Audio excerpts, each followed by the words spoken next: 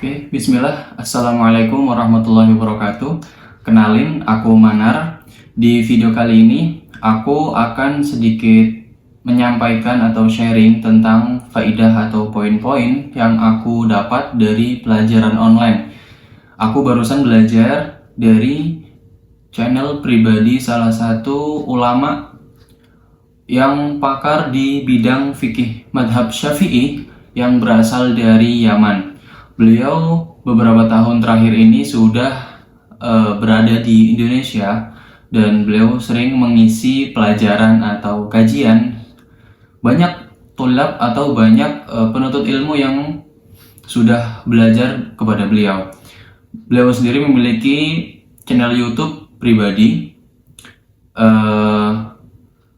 yang membahas kitab-kitab tertentu di YouTube ya, di playlist.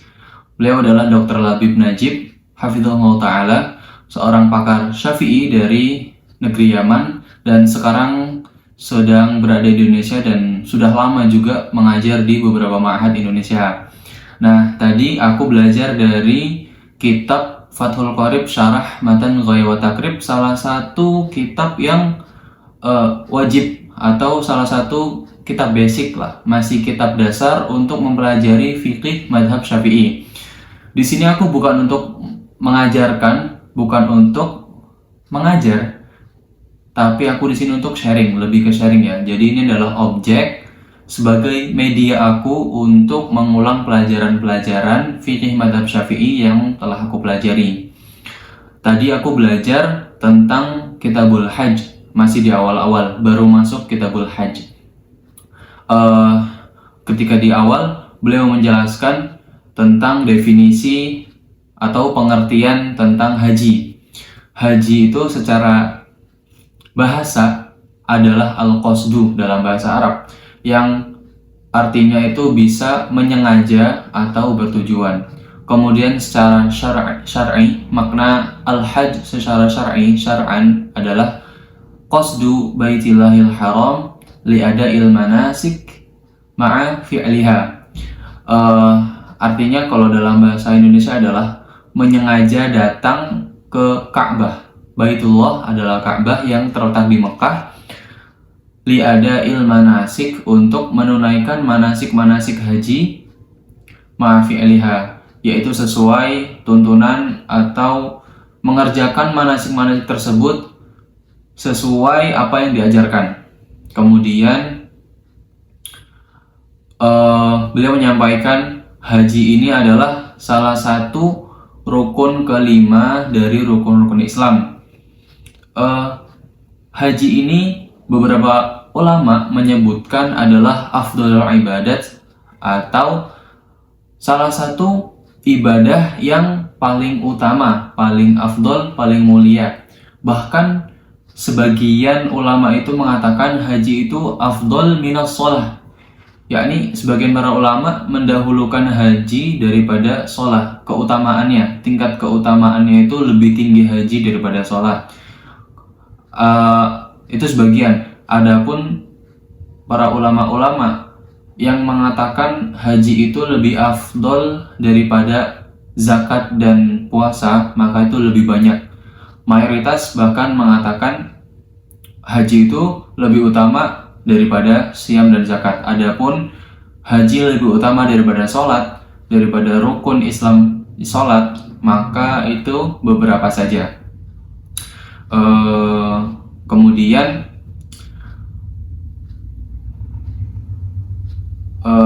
masuk ke maratibun nas fil hajj, yakni ke urutan atau tingkatan-tingkatan orang, keadaan-keadaan orang dalam ibadah haji. Yang pertama itu adalah man yasihhu minhu walau min ghairi mubasyarah. Maksudnya adalah, yang pertama ini adalah orang yang siapa saja sih yang sah untuk melaksanakan haji tapi tidak langsung, maksudnya dibadali atau digantikan. Jadi misalkan ada orang tua kita yang sudah meninggal, nenek kita atau kakek kita sudah meninggal, tapi belum melaksanakan haji. Nah, kita sebagai cucunya adalah orang yang langsung mengerjakan haji di Mekah, di Ka'bah. Maka sah atau tidaknya kita beribadah haji mengatasnamakan kakek kita atau nenek kita yang telah meninggal. Nah, sah atau tidaknya itu maka syaratnya cuma satu, yaitu adalah seorang muslim, orang beragama muslim. Itu kakek yang sudah meninggal, atau seorang anak kecil, atau seorang yang gila. Anak kecil kan tidak mungkin. Misalkan anak kecil yang masih bayi atau masih belum tamyiz, yang belum mampu untuk mengerjakan ibadah haji, dan itu pengen kita masukkan ke dalam rangkaian ibadah haji, maksudnya kita kerjakan haji atas nama dia, itu sah atau tidak, maka syaratnya cuma satu, muslim. Anak kecil masuk yang belum tamyiz, terus orang yang sudah gila itu juga masuk. Intinya adalah orang yang pengen mengerjakan haji tapi tidak langsung, artinya cuma dapat pahalanya saja, itu sah atau tidak, maka syaratnya cuma satu, seorang muslim. Kemudian yang kedua adalah siapa saja orang yang sah mengerjakan haji secara langsung, yang langsung datang ke Mekah, baik itu orang tua, remaja, atau anak kecil. Anak kecil meskipun belum balik tapi dia sudah tamyiz, maka dia sah. Ya, jadi di poin kedua ini, orang yang sah untuk mengerjakan haji secara langsung adalah syaratnya dua, yaitu adalah seorang muslim dan anak kecil yang sudah tamyiz. Kedua, syaratnya cuma dua, yaitu muslim dan tamyiz. Artinya seorang anak kecil yang belum balik, belum akil balik, namun dia mampu membedakan antara yang benar dan mana yang salah, yaitu istilahnya adalah tamyiz, maka dia sah untuk mengerjakan ibadah haji tersebut dan mendapatkan pahala haji. Kemudian yang poin ketiga adalah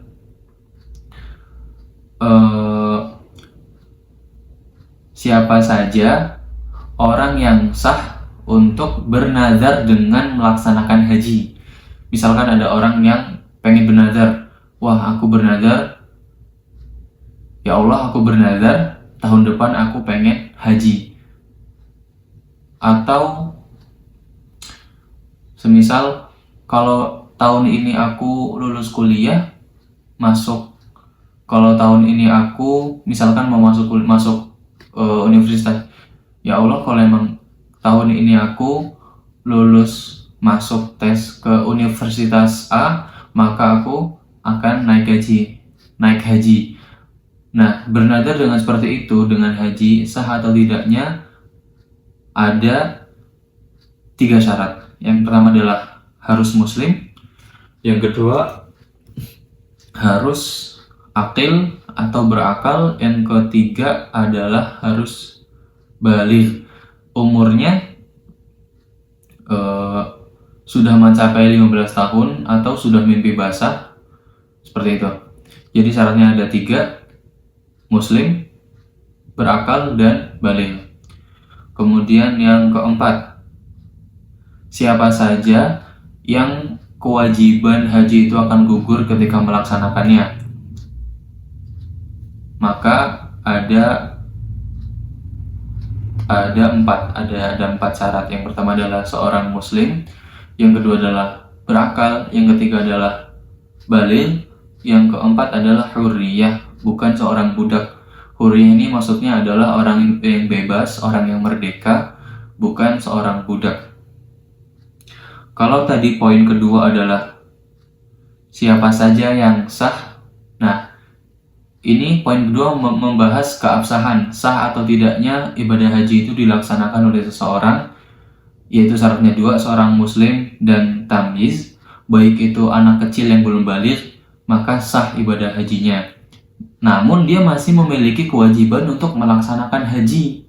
Ketika umurnya sudah baligh, maka dia wajib melaksanakan haji kembali, karena itu adalah kalau yang pertama sifatnya belum wajib, kalau yang kedua karena dia sudah balik maka menjadi wajib. Nah, ketika dia melaksanakan ketika umur itu masih sebelum tamyiz, meskipun ibadah hajinya sah, maka ketika dia sudah balik maka kewajiban tersebut kembali lagi belum gugur. Nah, yang keempat ini, poin keempat, kapan kewajiban haji itu gugur? Ketika dilaksanakan oleh orang yang Islam, yang akil, yang berakal. Kemudian yang ketiga adalah orang yang baligh, ya tadi ya.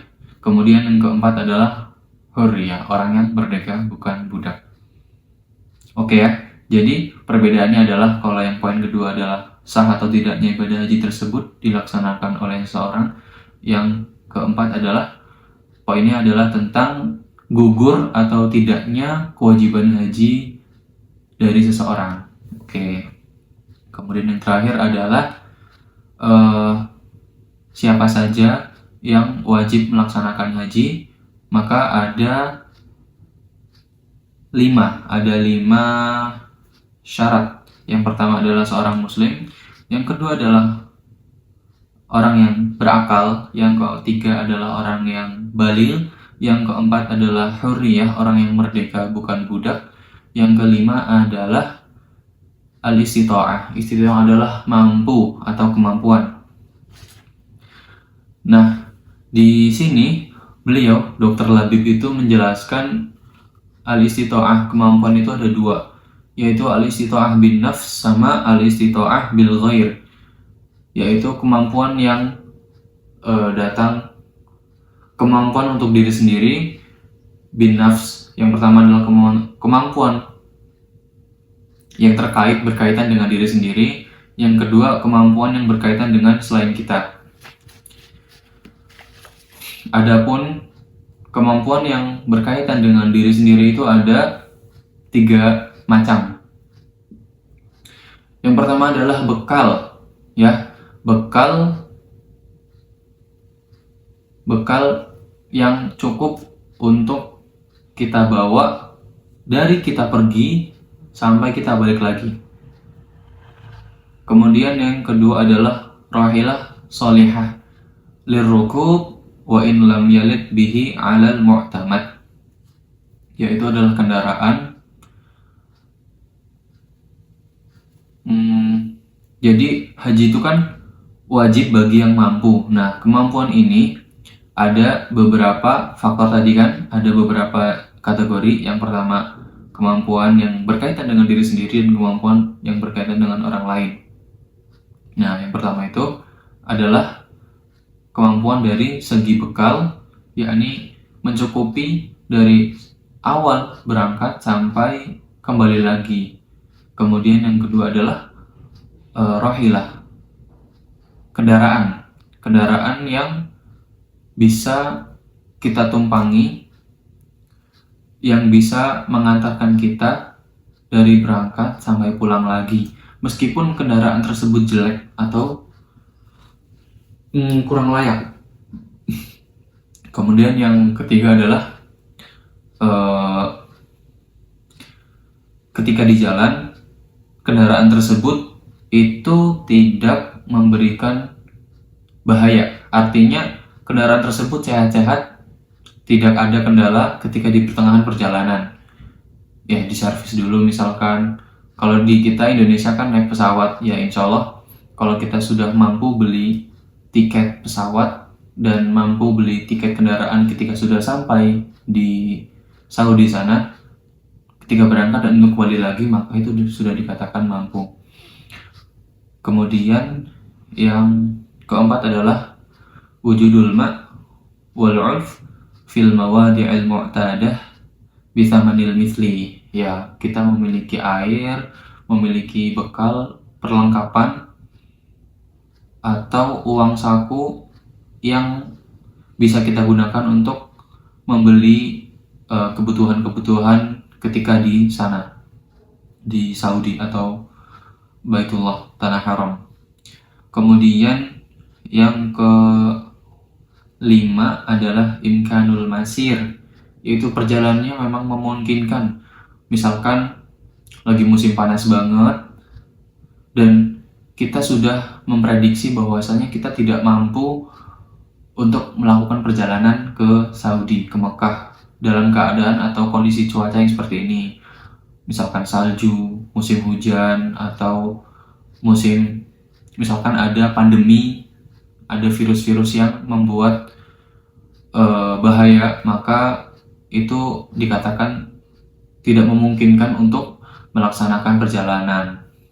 Itu ya, yang kelima, imkanul masir, memungkinkan untuk melaksanakan perjalanan ke Mekah.